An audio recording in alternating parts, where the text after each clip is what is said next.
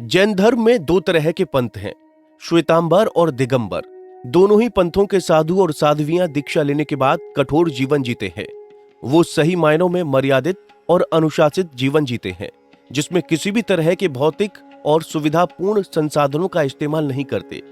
श्वेतांबर साधु और साध्वियां शरीर पर केवल एक पतला सा सूती वस्त्र धारण करते हैं। दिगंबर साधु तो वस्त्र भी धारण नहीं करते। हाँ, इस पर जैन पंथ की साध्वियां जरूर एक सफेद वस्त्र साड़ी के तौर पर धारण करती हैं। कड़ाके की ठंड में भी वो इसी तरह के वस्त्र पहनते हैं। दिगंबर साधु तो बर्फीली ठंड में भी कोई वस्त्र किसी भी हालत में नहीं पहनते। हाँ, श्वेतांबर साधु और साध्वियां अपने साथ रहने वाली 14 चीजों में एक कमली भी रखते हैं, जो बहुत पतली होती है। इसे वो केवल सोते समय ही ओढ़ते हैं। ये सभी साधु और साध्वियां चाहे कोई मौसम हो, जमीन पर ही सोते हैं। ये जमीन नंगी भी हो सकती है या लकड़ी वाली भी।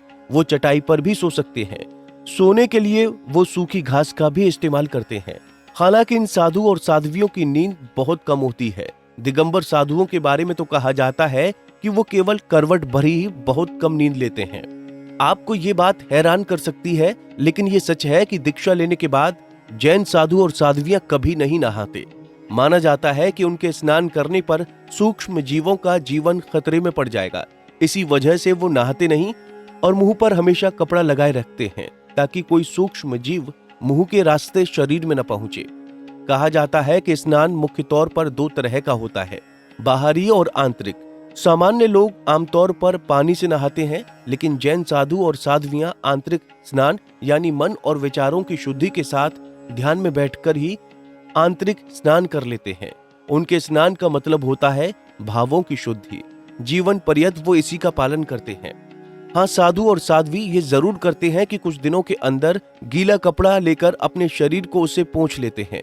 इससे उनका शरीर हमेशा तरोताजा और शुद्ध रहता है। जैन भिक्षु सभी तरह के भौतिक संसाधनों का त्याग कर देते हैं और बेहद सादगी के साथ सारा जीवन गुजार लेते हैं। यहाँ तक कि विदेशों में रहने वाले जैन साधु और साध्वियां भी इसी तरह से कठिन जीवन बिताते हैं।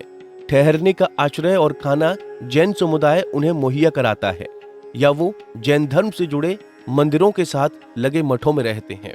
तो दोस्तों, उम्मीद है आपको हमारी ये जानकारी पसंद आई होगी।